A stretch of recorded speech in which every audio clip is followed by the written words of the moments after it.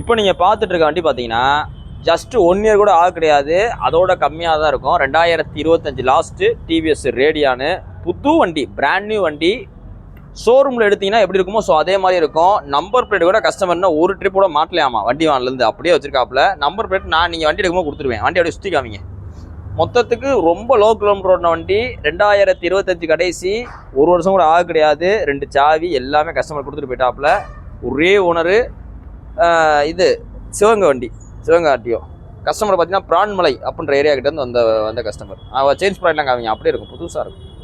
நான் புது வண்டி தான் ரேடியன் வாங்க இது நினச்சிட்டு இருக்கேன் அப்படின்றாலும் இதை சூஸ் பண்ணிங்க. இன்றைக்கி புது வண்டி ரேடியன் வாங்க போனீங்கன்னா இதே வண்டி ஷோரூமில் இப்படியே தான் இருக்க போகுது. நீங்கள் வாங்க போனீங்கன்னா இதே மாதிரி தான் இருக்கும். 97,000 98,000 சொல்லுவாங்க. சில இடங்களில் ₹1 மேலே சொல்கிற கூட வாய்ப்புகள் இருக்குது, சொல்லி குறைப்பாங்க.